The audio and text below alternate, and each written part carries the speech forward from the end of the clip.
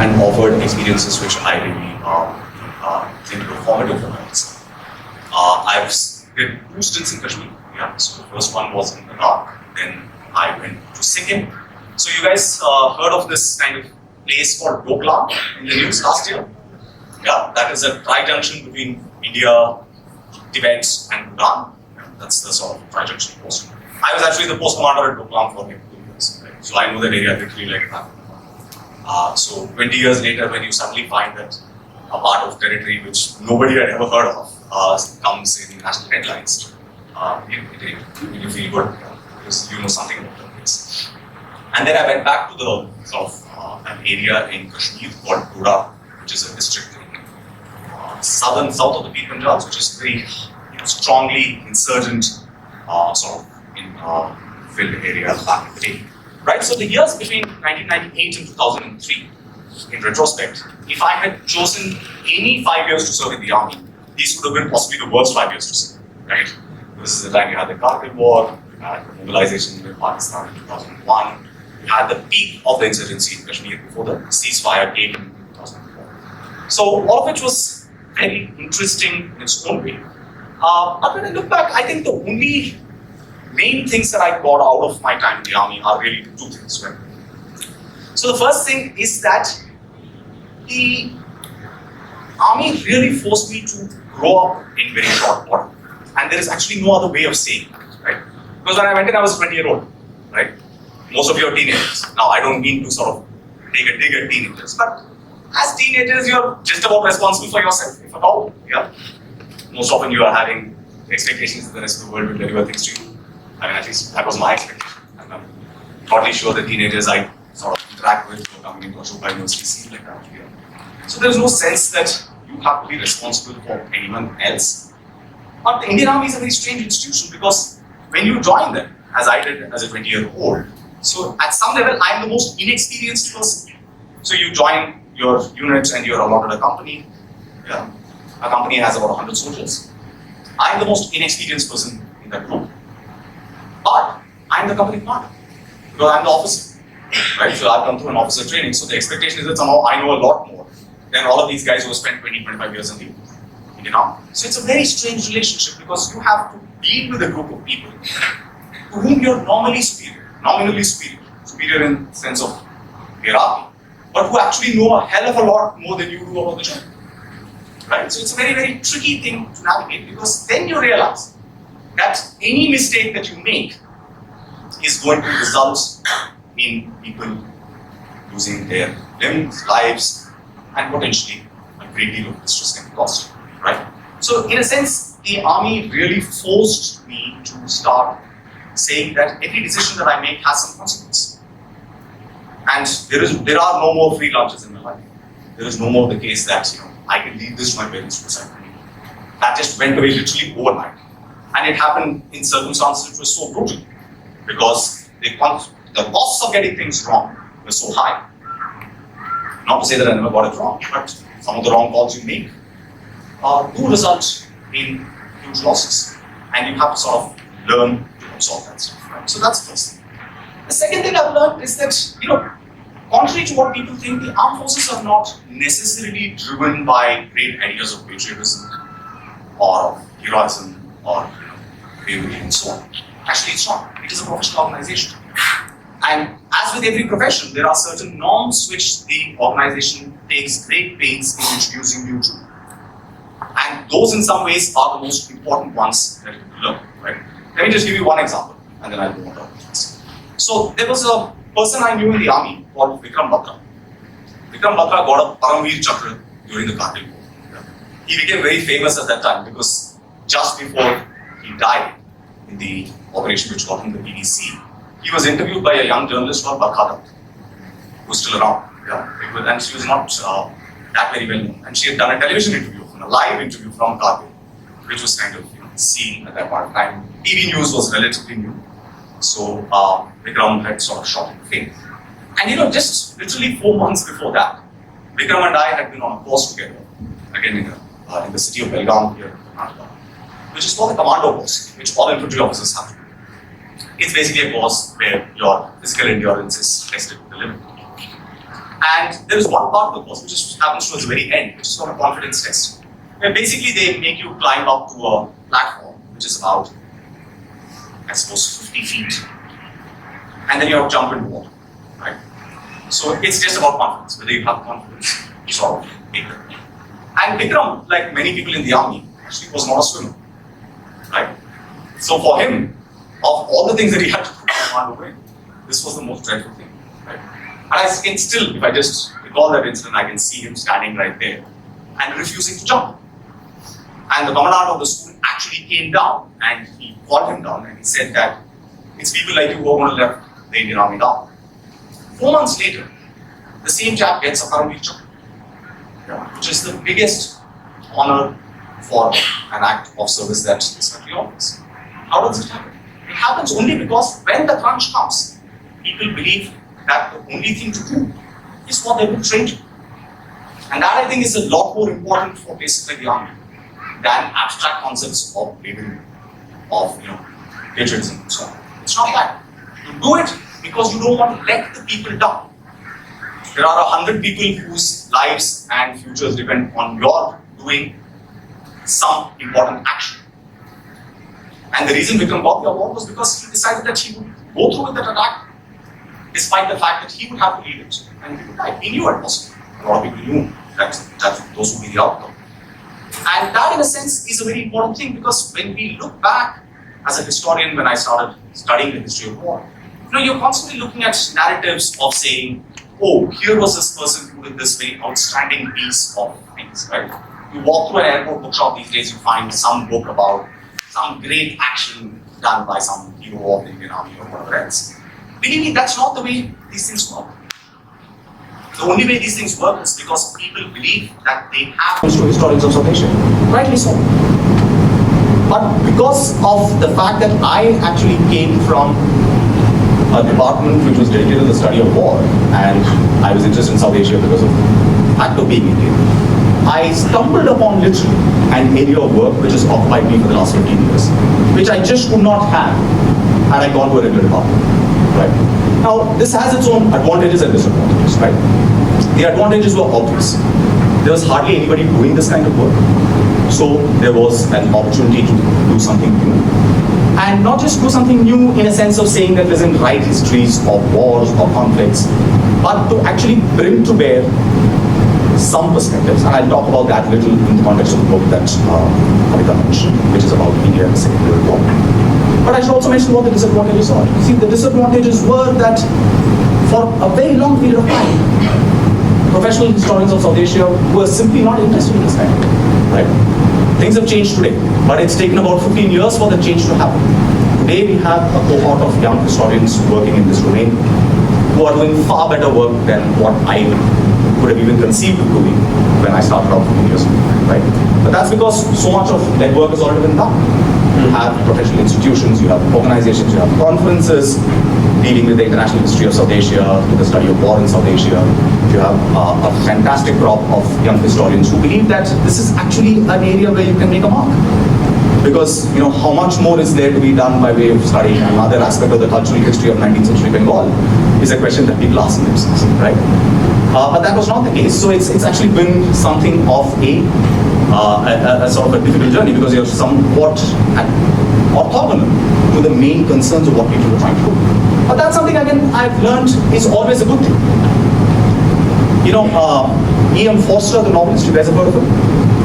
Yeah, there's a British novelist called E.M. Forster who wrote a famous book called Passage to India, which is kind of in its own right. Now, Forster also wrote about a Greek poet, a man called C.P. Cavafy, and he said that C.P. Cavafy was a man who stood at a slight angle to the universe.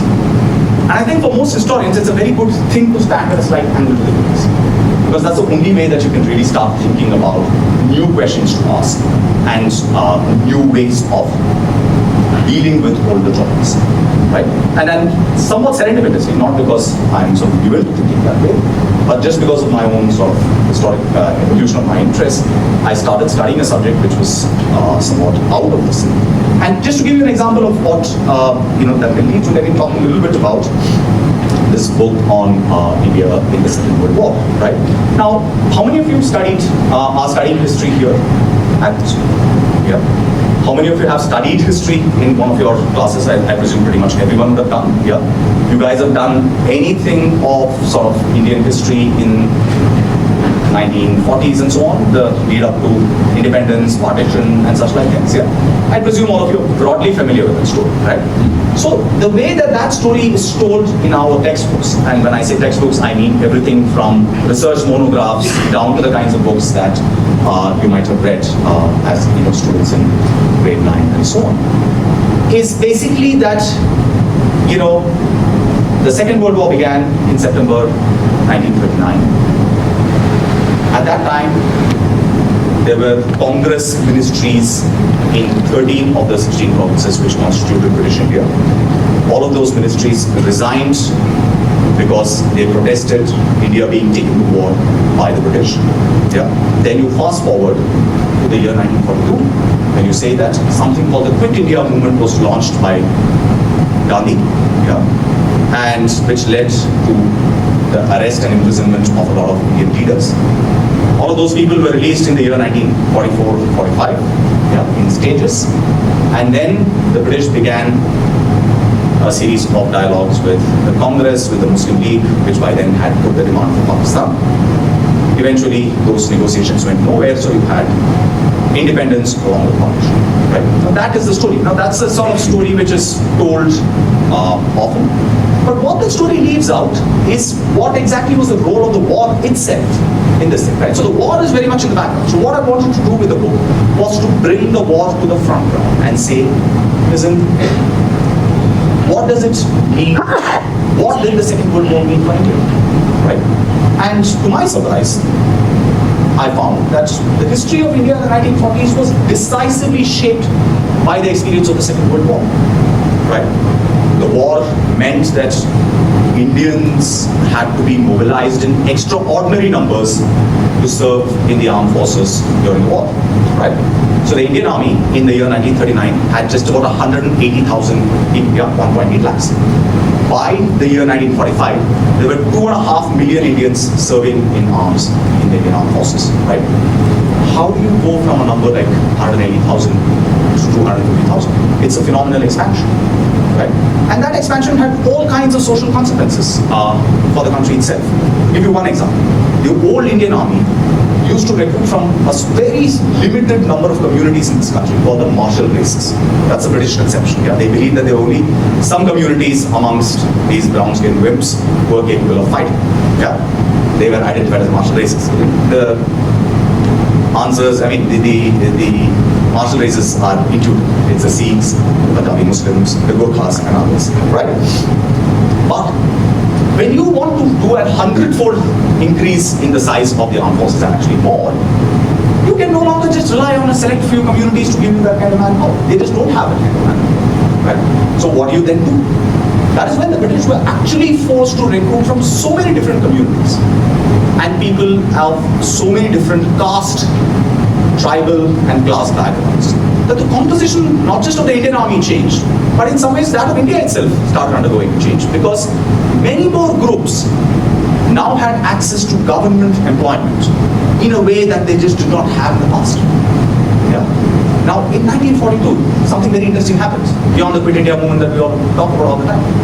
In the year 1942, the government of India decided, the British government of India, decided to appoint an Indian as the labor minister, effectively, in the Viceroy's cabinet. And the man that they chose to appoint as the labor member of the Viceroy's Executive Council was B.R. Ambedkar. Yeah. Now it's interesting to ask, why was Ambedkar sort of bottom?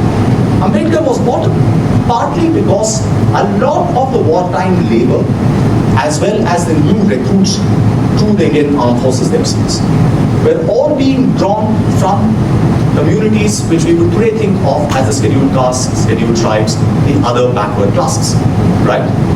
Which are basically the communities which stood at the margins of caste Hindu society.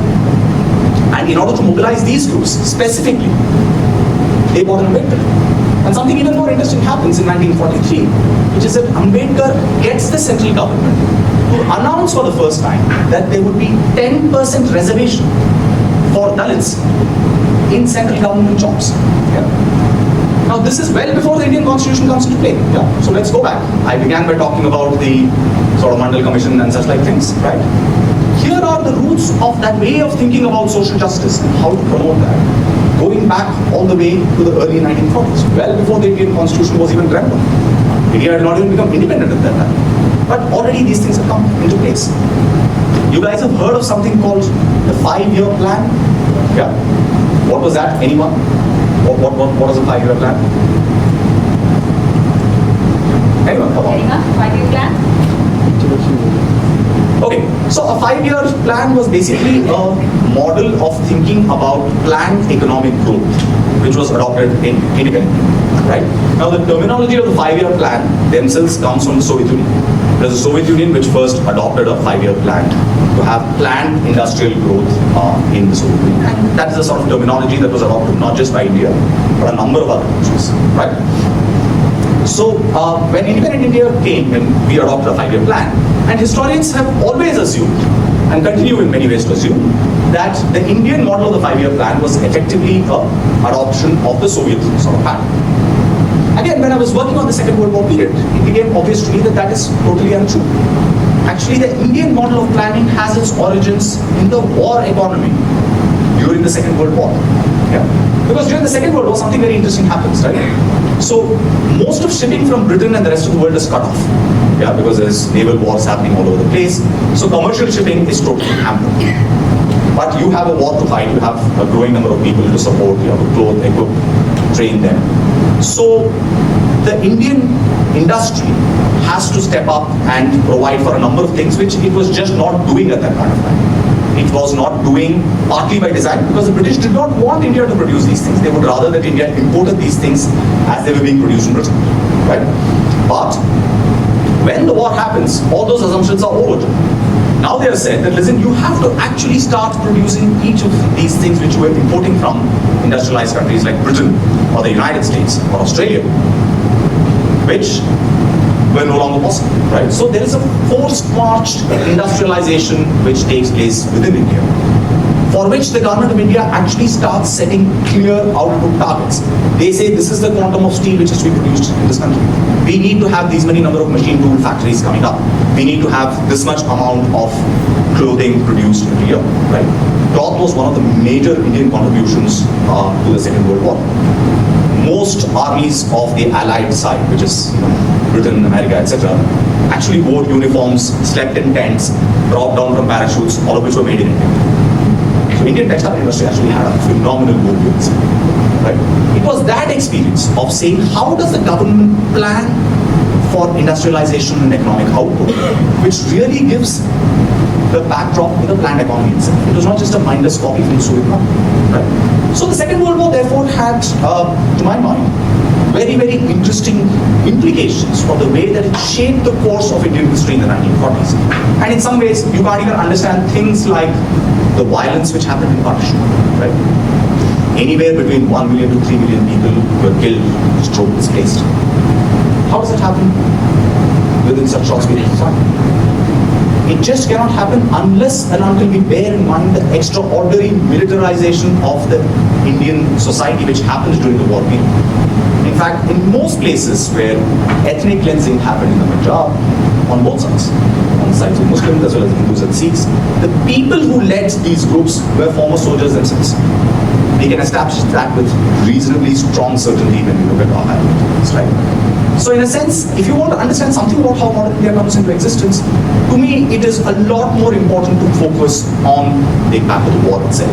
And that then becomes a way of saying that, listen, as historians we have to stop thinking that the broad narratives which shape our stories cannot be simply of empire, of nation, independence and partition. We also have to look at things like globalization. We have to look at things like war, all of which have shaped Indian history in very clear ways, right? So let me just try and connect that to the last thing that I want to talk about very briefly, which is what does all of that mean for the kind of work that I've been doing, right? So I began very much as an academic historian, but over a period of time, I felt that partly because within the academia, the kind of work that people like me were doing was somewhat marginal. It became an opportunity to say, listen, maybe there is a broader audience for these kinds of things. So which is why then I started writing books, in a sense which drew on the same research that I would do if I were writing in a very specialized academic journal, but was trying to present that to a much wider audience, right? Because that's one of the great things about history, is that history is not rocket science. Yeah. As someone who studied theoretical physics, believe me, there are things which are rocket science. There are things which are not very easily understandable to all of us. Fortunately for me and for all of us, history is not one of them. In fact, the etymology of the word history in English is a little confusing, but if you say, take a language like Italian, the word for history in Italian is storia, because it reminds you that history is also comes from the word story. Right? So the narrative is a very important way of organizing the kind of information that we want to convey. But it's also something that is easily accessible to everyone else. So my attempt, therefore, has been to try and stay true to my sort of training and vocation as a historian, but to assume that the public that I want to write for is potentially wider than just my colleagues in a seminar room. Of course, within my, we continue to have those discussions. And that in some ways, all of this matters a lot more to us than just sort of producing academic work. And this is kind of also fed into another strand of my work, which is that I have been particularly over the last 12 years, 10, 12 years since I've come back to India, also been commenting, writing quite regularly about contemporary sort of developments within the country, right? About things which I know, obviously, but given my interest broadly in foreign policy, security issues, and so on, there is never really a dearth of things to do. For instance, in just the last month, I've been quite busy, partly because of what happened in Kashmir, right? Article 370 was repealed. You guys must have sort of read about it in the news. Now, I actually did a lot of work around the original Kashmir sort of issue when I was a PhD student, and I wrote my first book actually on that topic. And one of the reasons I've been busy in the last 1 month is because I have to go back and read that book just to refresh my own memory about what exactly all of that stuff was. It was such a long time ago. But it only sort of reminded me that the kind of work that historians like me are trying to do is stuff that still matters to this country. But I must say that it is not exactly clear how one connects that history to contemporary concerns. Yeah? Because there is one simple way of saying that you use history simply to bear out whatever political, ideological position that you want, right? In a sense, history becomes a weapon in contemporary debates. And unfortunately, that seems to be broadly to be the way in which we are engaging with history in this country across the political spectrum, right? Particularly for younger people, right? What you see if you are on social media, on various kinds of discussions, is that people will take one particular fact, actually it should be called a factoid, and then insist that, listen, that tells you everything that you need to know about something else, right? Simple thing. Jawaharlal Nehru decided to take India, the Kashmir issue to the UN Security Council. Biggest mistake ever. Fair enough. That is a fact that he was instrumental in taking the decision. But as a historian, I'm more interested in understanding why was the decision taken. And what turns out is that the kinds of concerns that we have, which is that, oh, the Kashmir issue is, never been resolved, etc., was not the main concern at that point of time. At that point of time, the concerns were different. At that point of time, their concern was that if you had a war between India and Pakistan, there is going to be another wave of violence between Hindus and Muslims in the subcontinent, right? Kashmir is taken to the UN in December 1947. This is coming immediately after those 1 to 3 million people have been killed, stroke displaced in Punjab. Right? People are concerned more about avoiding those kinds of things than thinking that this is an issue which is going to become so much more complicated to solve. Right? So as a historian, I think what people like me should try and do when we are thinking about how to relate our work to contemporary concerns is not to say that, listen, my political positions today are somehow being borne out by the kinds of history that I write. To be completely honest with you, I don't think that's at all the case. Most often I find that my knowledge of history actually suggests that the kind of concerns that I think are important in this country are not necessarily the ones which have always won in any straightforward historical sense. But I think historians have an important job to remind us all of the complexity of the past, of saying that there are no such thing as facts which speak for themselves.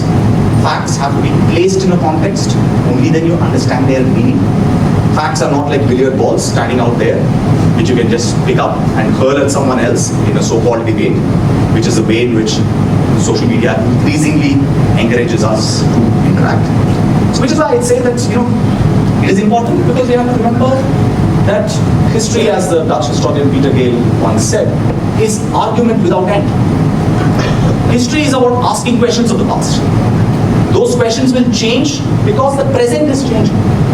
And it is your present moment in some ways which forces you to look at the past and asks different kinds of questions. Yeah. The kinds of questions that I would have asked about Indian history in the year 1991 are very different from those that I would ask in the year 2021. Simply because India itself has changed so much in the interim, right? So if as a historian you believe that you want to understand the past and relate it to the present, it is not a straightforward enterprise. It is not a once and for all done deal, right? So we have arguments, and those arguments are about placing facts in context, providing interpretations, for which you need to work a little bit, even as consumers of history. Yeah? So the only piece of advice that I leave you with is to say that history matters a lot for understanding your contemporary debate. But in order to be able to sort of engage with that history at a level which is genuinely meaningful, rather than simply pulling out this or that fact and using it as a weapon in so-called debates, I would say that a more serious engagement with history will actually suggest both the complexity of the past and the present. And to me, that is a very important thing to realize, right? The study of history is also important for one more thing, right? It is important because it tells you that the past was actually a very different country. It is not what we think it was just because our present concerns are shifting. Yeah. And I'll give you one book recommendation. It's a personal favorite of mine. It is written by a historian called Marc Bloch. He's a French historian, so it's M-A-R-C B-L-O-C-H. Yeah. So Marc Bloch is one of the greatest historians of the 20th century. He worked on the European Middle Ages, wrote fantastic, very, very path-breaking books on feudalism in Europe, how that transformed into the modern state systems, and so on. And Bloch was actually, he fought in the French army during the Second World War and was subsequently captured and assassinated by the Nazis. Right? He was part of the French resistance after the French. And the book that he wrote at that time is called Strange Defeat. Yeah. Now, Bloch wanted to analyze how was it that France was so quickly overrun by Nazi Germany in the year 1940, a war in which he had participated himself. Right? Now, in hindsight, that hardly strikes us as a question worth asking, because the assumption is that the Germans were so strong. But actually, as Bloch says, and as historians have pointed out repeatedly, that was not the case. The French were in every material term actually much more stronger than the Germans were in the year 1940. So the real question to ask for someone like Bloch was that how did France lose so badly to Germany? Right? Germany is a country which has been under sanctions for so long. They were not supposed to have an army. They came out of that whole setup only about 4 years ago. How did they end up sort of defeating us, right? And Strange Defeat is a very important and poignant book because it reminds you that when we look back at history, we think about it in very, very different ways than people who actually lived and experienced it. And Bloch's book was a reminder that the real question in 1940 was how France lost, not why the victory of Germany was inevitable. Right? Which only goes to tell you that what we think of as success or failure or victory or defeat in history, who is on top and who is not, is something that is going to change all the time. Not just in terms of the way that we approach it, but in the way that we sort of think about the kinds of materials that we need to bring to bear to answer those questions. And the relevance for that is to say that no struggle is ever ended, right? Your political ideas today might be at the receiving ends, might be on the ropes. But that does not mean that the story ends quite there. And that is what history is there to remind you. That things constantly change, they evolve, and the study of that change is very important, not just to understand the past, but the present. And ultimately, understanding the present means understanding ourselves. Yeah. That is what knowledge is supposed to be. Ultimate idea of knowledge is to know yourself. Right? That is the old injunction. And I think history in some ways allows us to carry that forward. It's not the only discipline which allows us. But I think it's one very important thing that all of you should take away. So I hope I've at least succeeded in making a sales pitch for saying why, even if you're interested in mathematics, studying some of this stuff might be important, because you just don't know what life has in store for you. And I just wish that I had an opportunity to go back to being 14 again and seeing. And I'm pretty sure things would not have unfolded the way they did.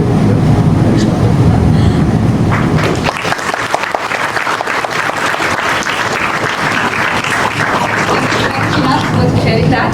We'll open it up for questions for the children on anything. Yeah, sure. So, with reference to what you said about history being really interesting because it's about the complexity of the past, do you feel that there's a change in most people's mindsets with reference to absorbing history and really wrapping the mind around it? And how do you feel that how do you feel that this affects the opinion of people who are not familiar with the topic, with history as a topic?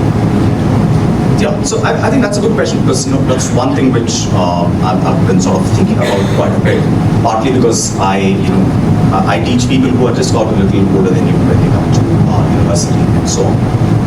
And what I find is that people of your generation have extraordinary access to information, right? In a sense, pretty much everything that you want to know about anything is just a Google search away, literally, at least at the level of a brute fact. Yeah. But what I think this mode of consumption of knowledge, primarily through your smartphones or through the internet, etc., does, is in some ways to narrow the broader conceptual frames within which you try and absorb that knowledge, right? And believe me, there is no substitute to engaging with longer, deeper pieces of work than that particular sort of, than in order to understand what these facts that you're seeing here and there meant, right? As I said, facts are nothing without interpretations.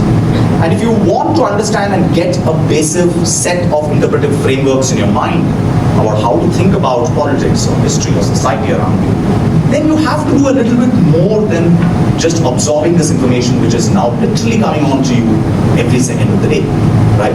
And thanks to all of these algorithmic sort of models, you are only being shown things in which you have once expressed interest, right? Which to me is the worst way of thinking about it. Because when I sort of think back at how my own interests have evolved, they have been so serendipitous. They've just been chance, things or decisions which I took either to work in a certain domain or to study a certain subject, that if I were only reinforced constantly that, listen, this is what you're interested in, here is more of the same, then I would have been, I could never really have gotten around to doing the kind of work I did. So which is why I think it's important that as much as you are empowered by this information at your fingertips model of the world in which you're living, it is important for you guys to understand the broader conceptual frameworks, right?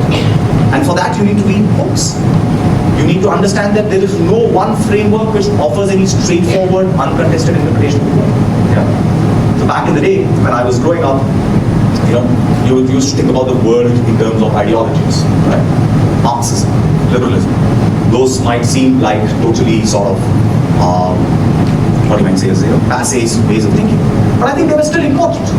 Because if you were a Marxist, you had a certain way of organizing what was happening around you. It provided some kind of a framework to think about the world. Yeah. The Marxist framework was basically to say that the world as it appears to you is not what it really is.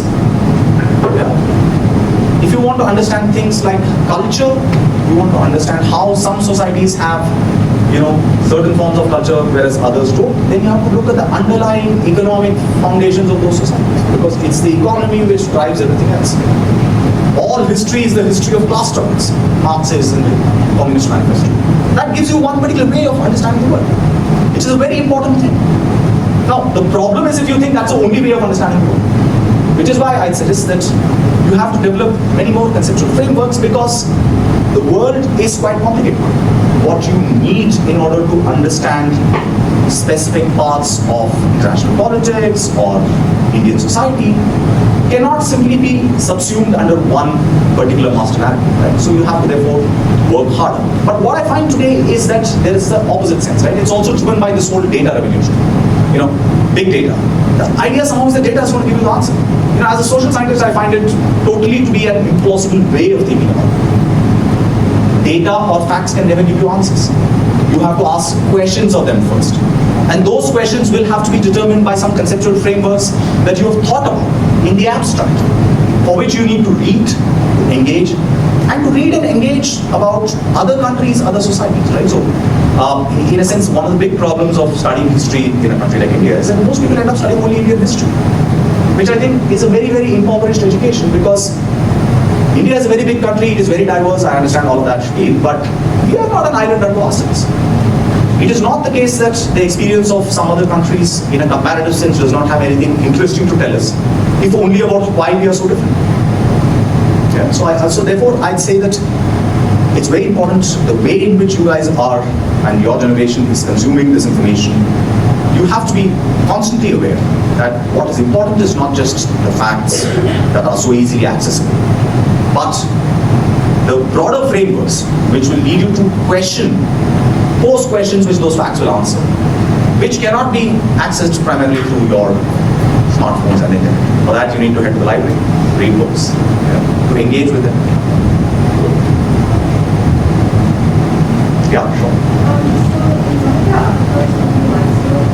You said that India should be diplomatic and not pursue confronting China for the period is as a council under the Security Council. Right. So that is quite interesting. So I was wondering if there's any influence history that maybe you visit that solution. So, again, as I said, one of my operating assumptions is to say that history doesn't do any of that. This is why I still was trying to make a distinction between my academic writing and this kind of more public engagement, right? Because public engagement is driven by some degree of sense of how you see immediate things developing. You obviously have a certain kind of historical background that might be sort of useful. But that is not to say that that provides you any better answers than. Let me give you another example of something else which I've sort of written about very recently, which is in the context of Kashmir and Article 370 and so on, right? So one of the reasons that the government has sort of said while they repeat Article 370 is that they say a new generation of Kashmiri leaders have to come forward, and those leaders will have to have a different vision for Kashmir. And doing away with Article 370 in some ways enables that kind of vision to come on, right? Now I think that's an important sort of reasoning behind what they did. So as a historian, when I look at it, I say that, listen, this is not the first time that the idea of a new start in Kashmir has been conceived, right? Sheikh Mohammad Abdullah, who is a sort of stalwart leader of the Kashmiris, his own program in 1943, which he started and then tried to give effect to when he was chief minister, was called the Naya Kashmir Agenda, right? It was called Program for a New Kashmir, right? And Sheikh Abdullah believed actually that that new Kashmir could be better realized in the context of the Indian Republic than that of Pakistan, which is why he sort of decided to throw in his weight. But then there were at least two subsequent occasions in Sheikh Abdullah's own long and very complicated career when he had to make new agreements with the government of India. One was in 1952 with Jawaharlal Nehru, called the Delhi Agreement. There was another one in 1975 with Prime Minister Indira, which brought Sheikh Abdullah back as Chief Minister of the state after a long period of being imprisoned and so on. Right? Now, when I looked at those instances, what to me was very striking was that even a very stalwart leader like Sheikh Abdullah found it very difficult to quote-unquote sell these agreements to his own people. He found it very difficult to tell his people that why do we need another agreement with India in 1952 which concedes more power to the Indian Union in constitutional terms? Why do we need an agreement in 1975 which conceded even more powers to the Indian Union? Right? So, the question that I ask is therefore, if let's assume a new generation of leaders are going to come up in Kashmir, will they really have the ability to sell this new vision to their people? Because at the end of the day, all democratic leaders have to function in the context of persuasion of people. Do you really think that's a possibility? If someone like Sheikh Abdullah, with his standing, found it very difficult, can we really think of a new generation of leaders in Kashmir coming up? I don't have an answer to the question. But all I'll say is that it's a difficult enterprise to embark. Yeah. That is, with the degree of honesty that I can as a historian, the only answer that I can give to the question. I cannot for once presume that this. I may have my own view about whether doing away with 370 was a good or a bad thing. But if you ask me as a historian, what is my view of the subject? All I can see is that yes, we are at a new point. But let's understand that there were similar points in the past. And those things did not work out very well. So now we have taken a much bigger gap. So as I said, even as a historian, it's very important to understand that there's just no straightforward answer which is lying out there in the archives or in some other place. There are no two situations which are comparable, right? In fact, historians are more interested in trying to tell you how the present is different from the past, rather than why the present is like the past. It's not just parallels, it's actually differences which are of much greater interest to us. Because it's differences which tell you that things have changed. India of today is not like India of 1947, it's great. And I want to know in what ways it is. Yeah. I mean, like or dislike what has happened in these last 70 years. But the reality is that, as a historian, it's my job to understand how this change is happening. Yeah. So that will not necessarily give us any direct answers to any political thing. Right? At most, it might equip us to tell that certain so-called lessons which people are drawing are wrong. But again, that's just one historian's take vis-a-vis another. Yeah. So I recently listened to your podcast on Kashmir. You had to ask to do. Right. So, I mean, it was a really interesting conversation that you had, and one of the questions that I had was, what do you think should this be for India's relation with the state government because you are dealing with international relations? Yeah. What is it based on what you Again, as I said, obviously, the history of the Kashmir issue itself suggests that there has been an international dimension to it from the very beginning. Yeah, because Kashmir was one of those kinds of outstanding, unsolved problems between India and Pakistan. Right. So when the Pakistanis say that this is an unresolved issue from partition, it is in some ways true, because that issue actually goes back all the way to partition, about saying that. So there were some parts of British, the British, what we think of as India today, right, under the British period used to broadly fall under two categories. So there were the British Indian provinces, which were like states which were directly governed by the British Indian central government in India. And there used to be a group of other entities called the princely states. So there were about 600 odd of them, of varying sizes. And the states had some kind of a treaty relationship with the British Empire, with the British Indian government, right? They were not directly under their rule, but somewhat indirectly. So it's a form of indirect rule as well. So when partition happened, partly because the whole thing happened in such short order, by the time you could come to some kind of an agreement about how you want to split India and whether Punjab and Bengal had to be divided, all of those were questions. You had only about 6 weeks before the date of independence was set. And then you had this problem of saying, what are we going to do with the princely states? Right? How are we going to solve the 600 odd territories just all over the map? Or where are they going to go? Are they going to go to India or Pakistan? Right? So there was no straightforward principle to determine it. Because at least with the other British Indian provinces, the way in which you determined was by votes in the particular legislatures. Right? The Bengal legislature and the Punjab legislature split and said that part of us will be with India, part of us will be. Right? In places like Northwest Frontier Province, which is today a state in Pakistan, it's called there was actually a referendum. Because there was a Congress government in a Muslim majority state. Because Kashmir was very different. It was a princely state, so there were no straightforward rules. It was a Muslim majority state with a Hindu ruler. So, the question of to whom Kashmir should go was actually genuinely something that there was no straightforward answer for that. Right? So it is in that context that the whole dispute emerged. And in that sense, it has always had an international dimension. Right? So the Kashmir issue has had two dimensions. One, actually it has had three dimensions. One is the dimension of between India and Pakistan. Who should sort of get Kashmir, right? That's a sort of question which began with the UN debates. And subsequently we promised a plebiscite, there were wars. And today India insists that what we have is what we have. And the Pakistanis continue to claim There is a second dimension which is of the relationship between New Delhi and the Kashmir government, right? Which is the relationship over which we have the debates like Article 317 and such things. There is a third dimension to the Kashmir problem, which is the relationship between the three sort of parts of the state itself, which is the Kashmir Valley, Jammu and Ladakh. And today we have one solution to that, which is to partition the state, hive off Ladakh as a separate union territory, with Jammu Kashmir being another union territory, right? So there is a local, there is a state versus the central government, and there is an international dimension, right?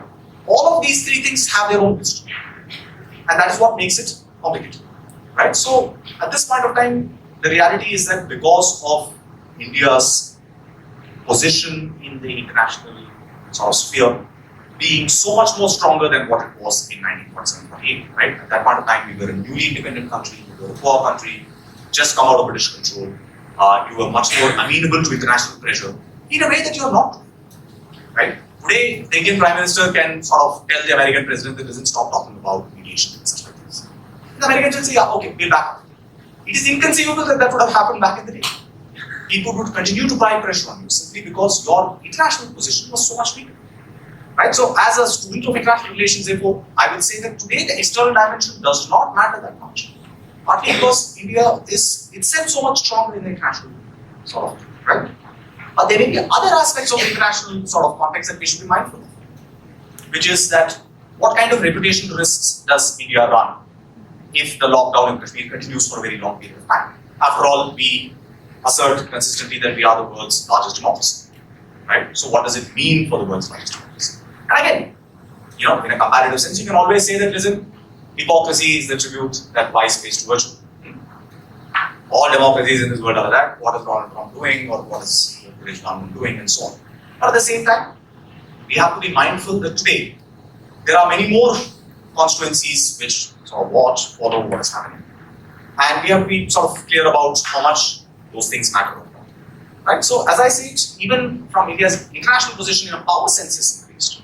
Right? In a sense that straightforward meddling is not that much more possible. But there are other aspects of it. Issues like human rights today are much more important. Why? Because human rights as a topic was not even there on the international agenda in the year 1947. Yeah. Think of what would have happened if the violence that happened in partition happened today. 3 million people getting displaced. Look at the international human rights approach that would have happened. But it is only in the year 1948 that the UN adopts the Universal Declaration of Human Rights. So what we think of as human rights, as something which has been around forever, is not. It is a historical subject in history. Which is why I think history is still important. Because it tells you that every aspect of the world that we take so much for has not been around forever. Yeah? Just to give you one small example. Do we have time? Yeah, so just one small example, right? So the Universal Declaration of Human Rights is signed in 1948. The United States of America actually, and alongside it, there is a Genocide Convention which is signed, right? In response to the Holocaust and stuff. The United States of America actually does not sign up to or ratify the Genocide Convention until 1986. You know what? Because they believe that the provisions of the Genocide Convention could actually be invoked against the way that laws in the United States were operating against African Americans, particularly in the southern states, where you had something called the Jim Crow laws. Okay? So the biggest democratic power in the world, which during the Cold War was claiming to fight for the freedom, was not willing to ratify something like the Genocide Convention, which you would have imagined is hardly something different, right? So that is the reality of international politics, where power and issues of morality are always involved.